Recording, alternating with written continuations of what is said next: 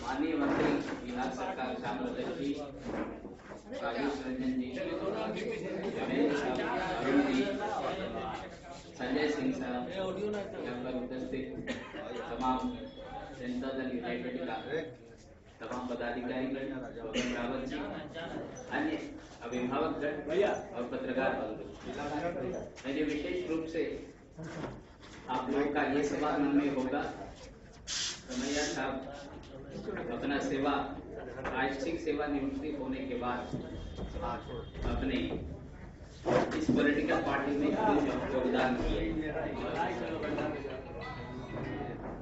इसके संबंध में मैं इस बात को कहना चाहता हूँ, आप लोगों का खास करके पत्रकार बंधुओं का ये बात मालूम है, बहुत दिनों से हम लोगों ने यहाँ पर सरकार के साथ रह करके महादलितों का उत्थान के लिए, दलितों का उत्थान के लिए, अत्यंत पिछड़ा का उत्थान के लिए हम लोगों ने सरकार का जो नारा है माननीय मुख्यमंत्री जी का, नीतीश कुमार का, न्याय के साथ विकास, उसमें हम लोगों ने जोड़े हुए हैं। अल्पसंख्यक और भाई लोगों को भी हम लोगों ने इसमें जोड़ करके उन लोगों का, जैसे मैंने अपना कार्यालय का कार्यकाल के समय में जो योजना बनाता हूँ महादलित वगैरह लोगों का, उसी के साथ साथ अल्पसंख्यकों को भी उसकी आगे बढ़ाने के लिए सरकार द्वारा काम किया।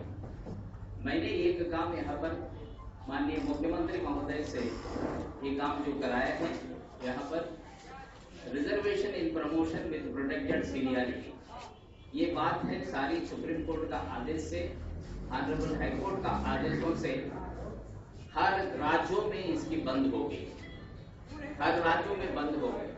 जब एकमात्र राज्य है पूरे देश में जिन्होंने अपने सारी स्टैटिस्टिक्स को कलेक्ट करा करके, इसको कलेक्शन करने के बाद उनकी सामाजिक रूप से, शैक्षणिक रूप से, आर्थिक रूप से जो जातियां जो पिछड़े पड़े हुए हैं, उन जातियों को आरक्षण में भी इन लोगों का प्रोन्नति देने के लिए, प्रोन्नति देने में आरक्षण देने के लिए लोगों ने जो किया है, उसको बहुत ही सराहनीय बात है।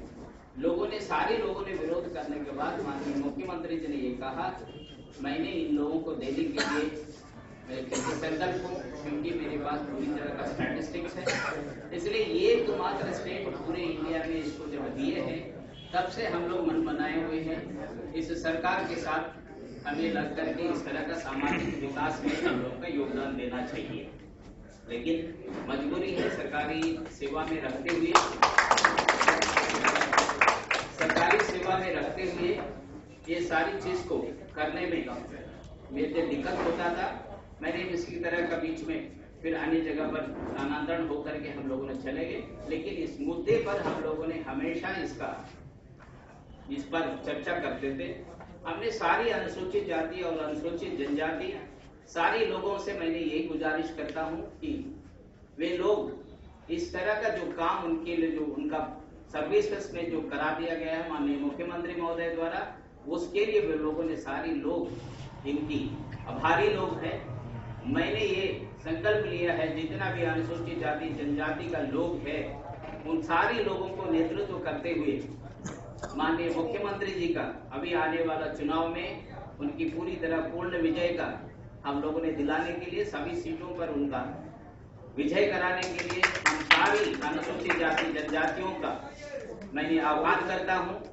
मैंने उन लोगों से ये भी अनुरोध करता हूं, जितने लोगों ने आपको भड़काऊ भाषण देते हैं, लोगों ने आज के दिन एक बात बोलते हैं, दूसरा दिन जो है अपना जम कर लेते हैं, कभी कभी छाबी लेकर के भाग जाते हैं, कभी कभी कुछ लेकर के भाग जाते हैं।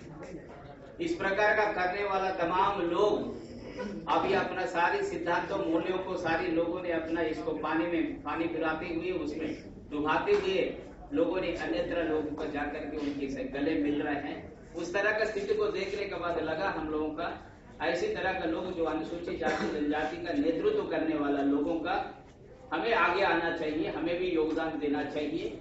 जो योगदान देकर का इस तरह के लोगों का मुंहतोड़ जवाब देने के लिए हमने आज का दिन सफेद तो यहाँ पर हमने स्वीकार किए हैं। मैं शुक्रगुजार हूँ माननीय अध्यक्ष महोदय का, माननीय मंत्री महोदय का, माननीय मुख्यमंत्री महोदय का, आरसीपी सिंह साहब का, तमाम लोगों ने मुझे ये विश्वास के साथ आज के दिन में हमको पार्टी में शामिल किया है। इसके लिए मैं तहे दिल से धन्यवाद देता हूं तमाम कार्यकर्ता लोगों का।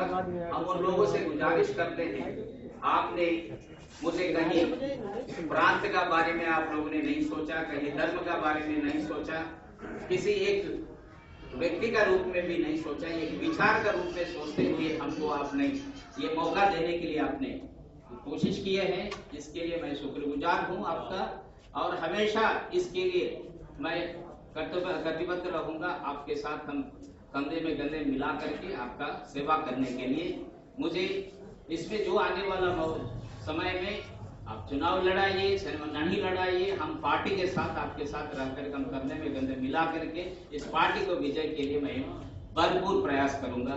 धन्यवाद। जवाब कैसे देंगे आप इसको?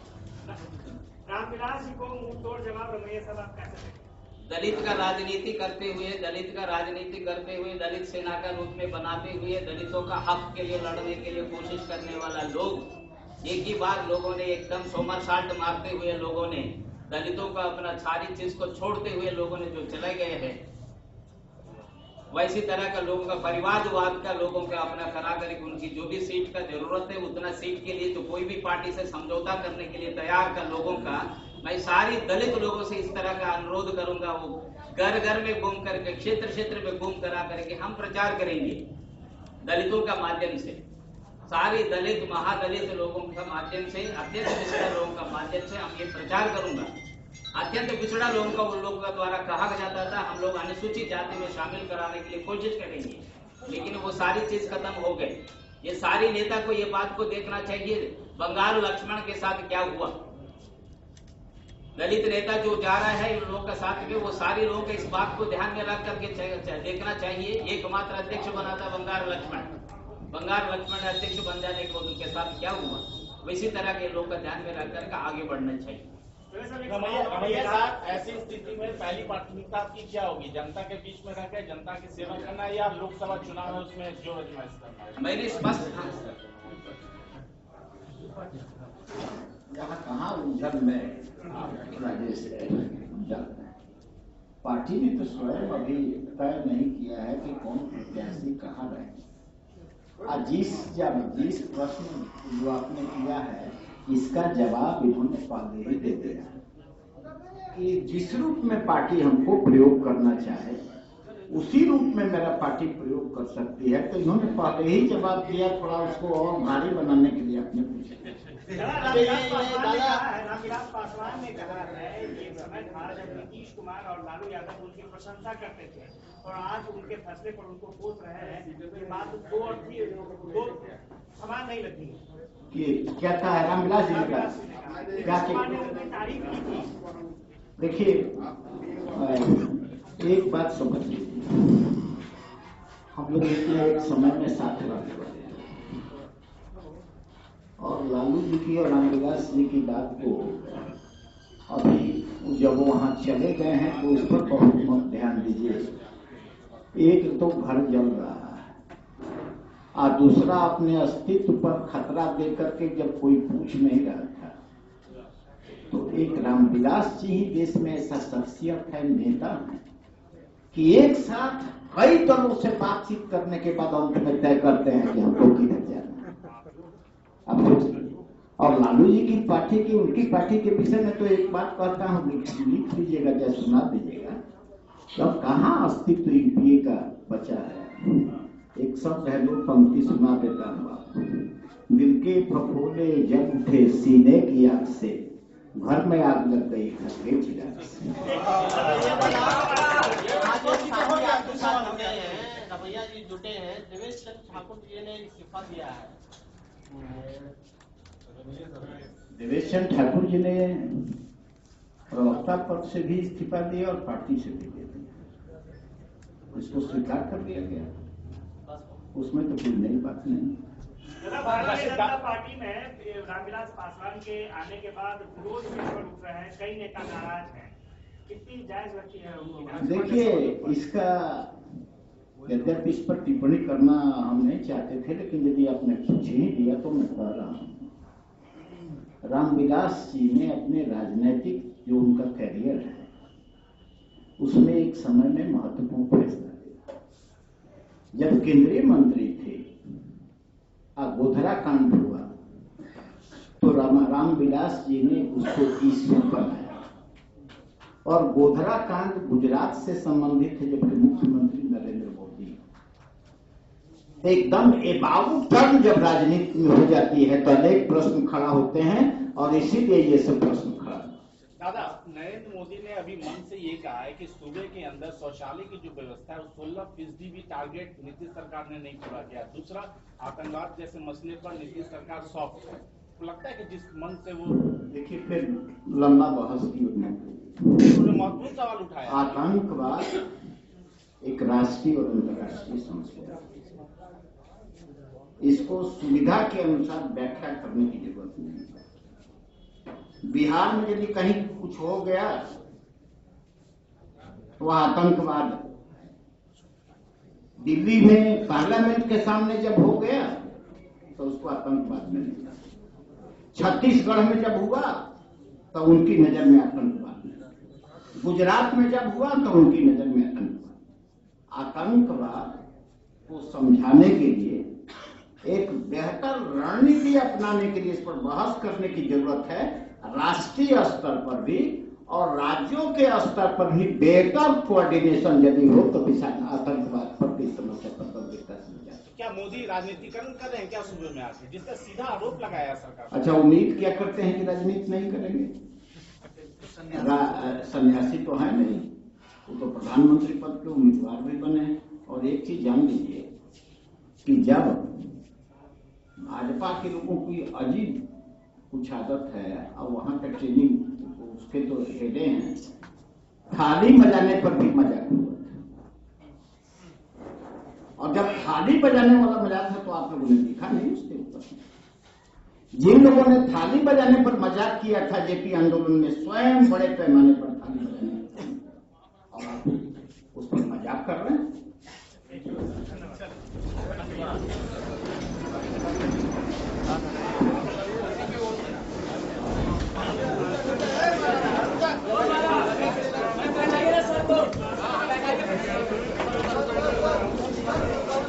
తీసుకోనా ఆయన దగ్గర తీసుకో పొలం మాకు తీసుకో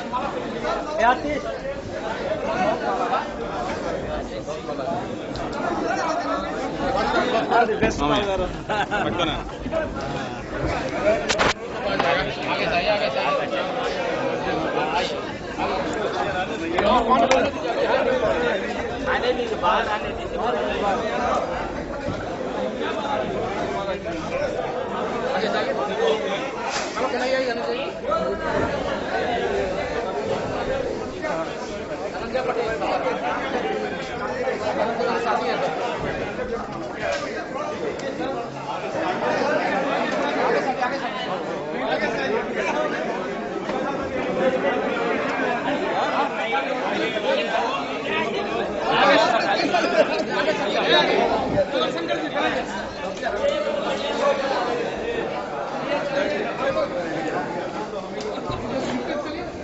चलिए